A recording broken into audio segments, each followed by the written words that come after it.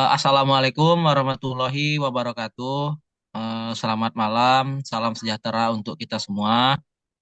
Kami dari kelompok 3, kelas R003, mata kuliah olahraga dan suri palutan dengan dosen pengampu Bapak Insinyur Albayudi Esud MSI IPM. Di sini kami akan memaparkan materi ataupun hasil diskusi kami yang berjudul konsep ruang lingkup serta cara mengatasi permasalahan di dalam Survival. Sebelumnya, izinkan kami untuk memperkenalkan diri. Perkenalkan, nama saya Hikmal Abrar dengan NIM D1D024042 selaku moderator untuk presentasi online pada malam hari ini. Dan di sini saya tidak sendiri, saya bersama rekan saya ada Saya Jusnira Simanjunta dengan NIM D1D024063. Saya Jenny Fadila Refonda dengan NIM D1D024011. Saya Nur Aini dengan NIM D1D024098. Saya masih Dewi dengan NIM D1D024090. Saya Selvi Tambunan dengan NIM D1D0240094. Perkenalkan, nama saya Jovan Olangsian dengan NIM D1D024046.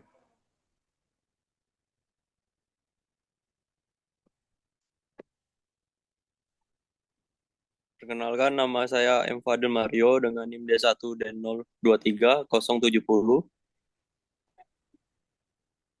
Perkenalkan, nama saya Muhammad Ali Kausar dengan NIM D1D024087.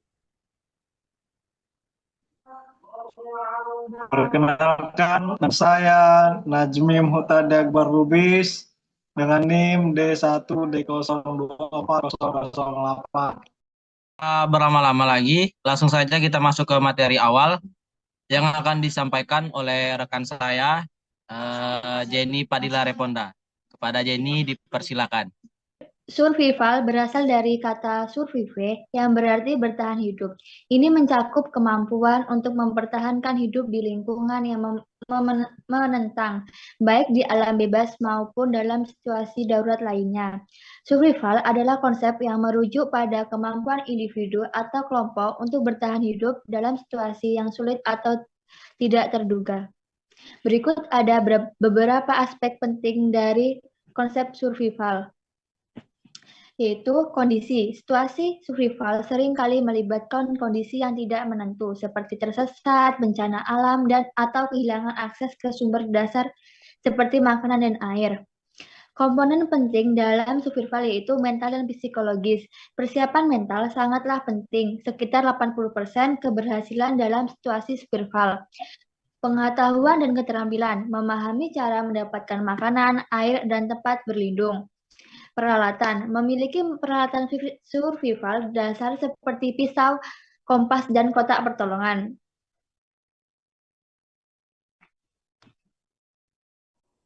Baik, yang selanjutnya ada yaitu ruang lingkup survival. Jadi ruang lingkup survival itu mencakup berbagai aspek yang diperlukan agar seseorang dapat bertahan hidup hingga mendapatkan bantuan atau mencapai tempat yang aman.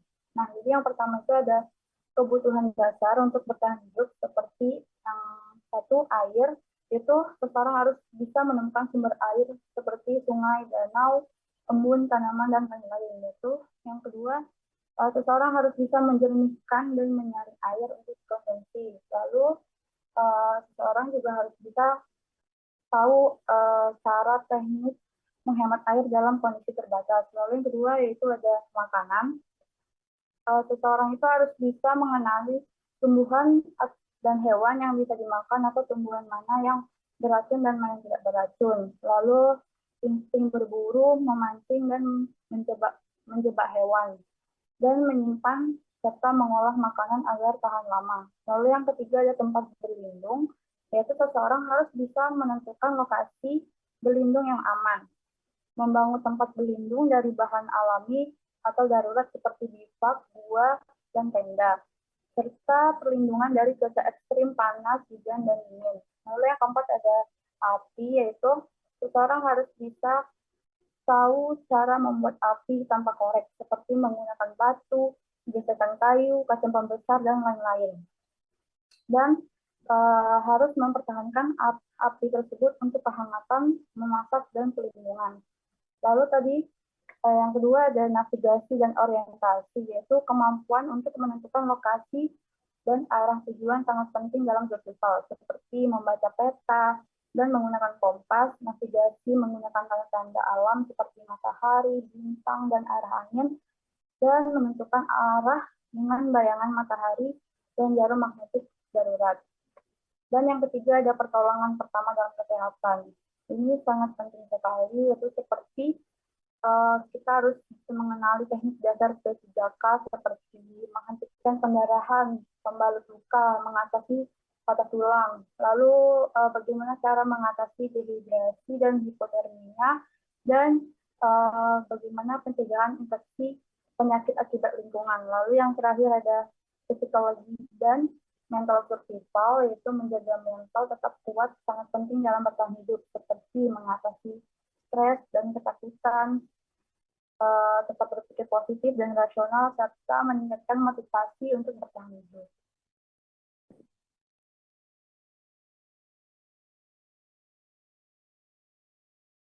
Baik, yang selanjutnya saya lanjutin yaitu cara mengatasi permasalahan dalam survival memerlukan pemahaman tentang berbagai aspek bertahan hidup di lingkungan yang sulit. Yaitu ada pula beberapa caranya. Yang pertama, mencari dan mengelola air, yaitu sumber airnya. Cari di air sungai, danau, embun di daun, atau gali tanah lembab untuk mendapatkan air. Yang selanjutnya penyaringan dan pemurnian. Gunakan kain yang menyaring kotoran lalu rebus air selama 5-10 menit atau gunakan tablet pemurni air. Yang selanjutnya ada teknik kondensasi. Jika tidak ada sumber air, gunakan teknik seperti kondensasi plastik atau menutup daun dengan plastik untuk mengumpulkan embun. Yang kedua, mencari dan mengolah makanan. Bisa dari tumbuhan liar. Pelajari mana yang bisa dimakan dan mana yang beracun. Uji dengan tes edibilitas universal, yaitu uji kecil pada kulit, bibir, dan lidah sebelum dimakan.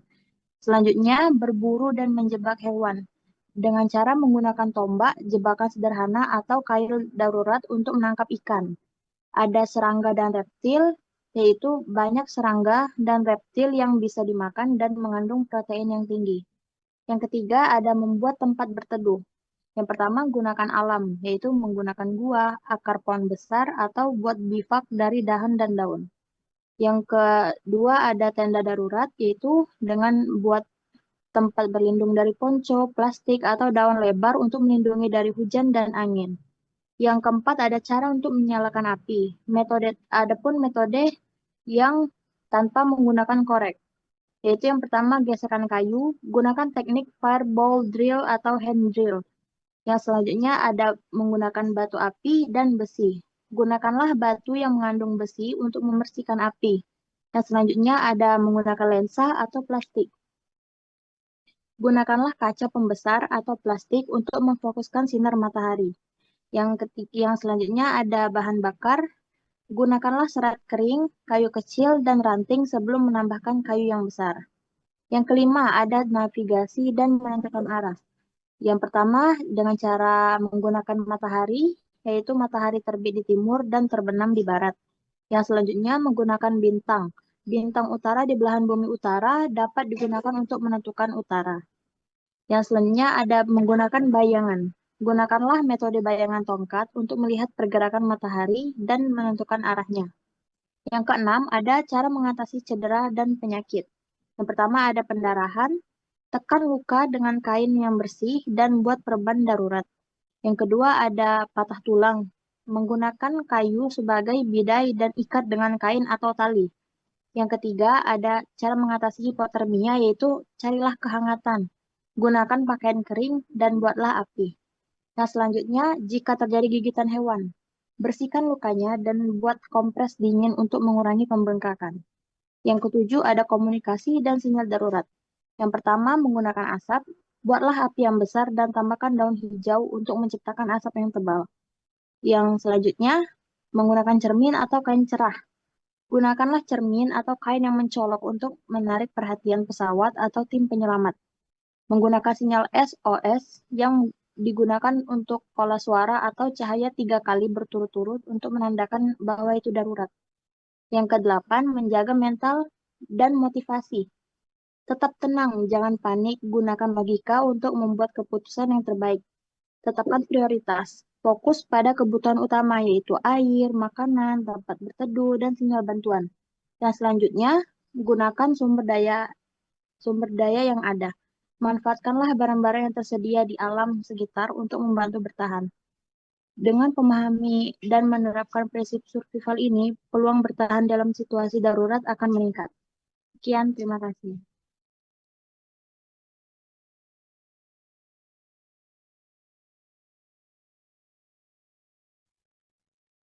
Baiklah, terima kasih yang udah memberikan materinya. Selanjutnya kita masuk kepada sesi tanya jawab. Mungkin untuk rekan-rekan sekalian ada yang ingin dipertanyakan kepada pemateri ataupun apapun itu dipersilakan. Rekan-rekan yang lainnya juga boleh membantu menjawab dari pertanyaan-pertanyaan yang lain. Jadi dipersilakan jika ingin bertanya. Baik, izin bertanya kepada teman-teman semua. Gimana sih cara kita mengatasi atau memprioritaskan kebutuhan dasar di situasi survival yang berbeda? Contohnya tuh di gurun atau di hutan maupun di pegunungan. Sekian dan terima kasih. Izin untuk pemateri ini mau ditampung dulu atau langsung dijawab? Ditampung dulu semua aja, baru dijawab nanti. Oke, terima kasih. Nah, buat yang lain yang ingin bertanya, yang bertanya lagi dipersilakan. Kita mengingat waktu. Ayo, ayo, ayo. Izin mau bertanya, Siap, siap.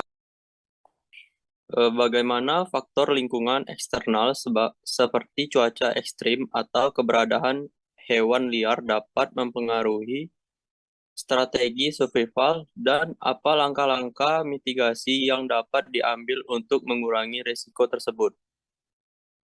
Terima kasih.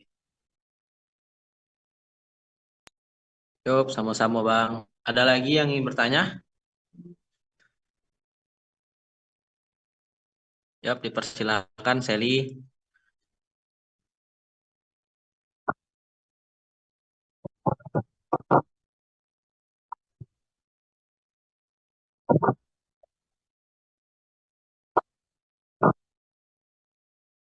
Oke, terima kasih Sally. Nah, apakah ada lagi yang mau bertanya atau cukup di 3 pertanyaan, teman-teman? Oke, sepertinya cukup ya teman-teman. Untuk pemateri ataupun rekan-rekan yang lain yang ingin menjawab, dipersilahkan.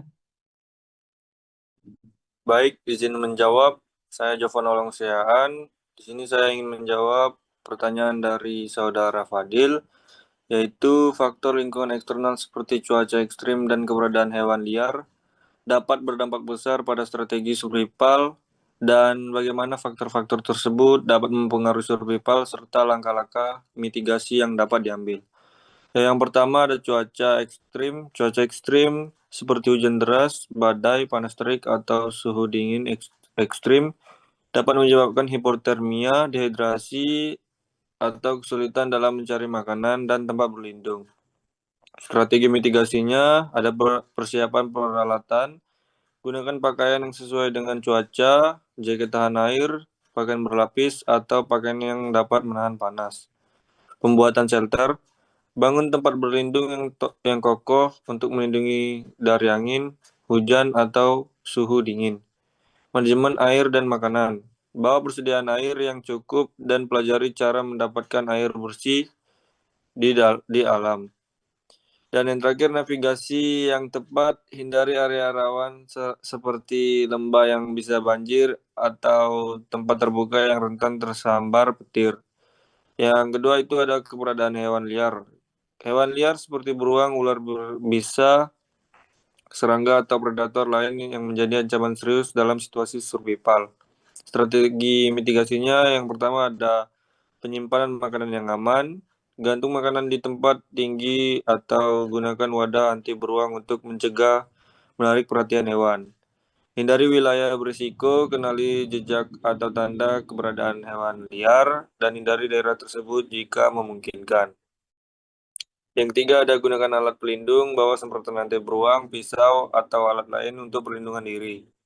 Yang terakhir ada tingkah laku yang aman. Jangan berbuat suara keras atau bergerak tiba-tiba jika bertemu hewan liar. Jika menghadapi predator, gunakan strategi yang sesuai. Misalnya jangan berlari saat menghadapi beruang. Sekian dari jawaban saya. Terima kasih. Untuk Saudara Fadil, apakah bisa diterima jawaban dari Saudara Jovan?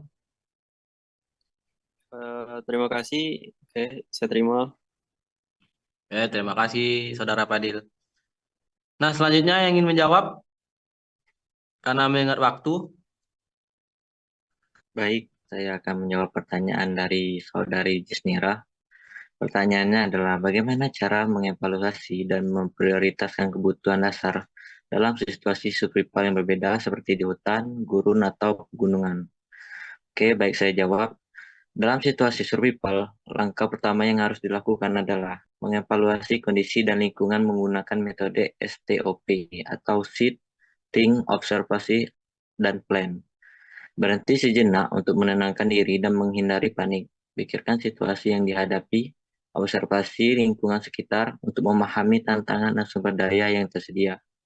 Lalu, rencanakan tindakan berdasarkan prioritas kebutuhan seperti shelter, air, makanan, dan pertolongan pertama. Sikap mental positif sangat penting untuk menjaga fokus dan kreativitas dalam menghadapi tantangan survival.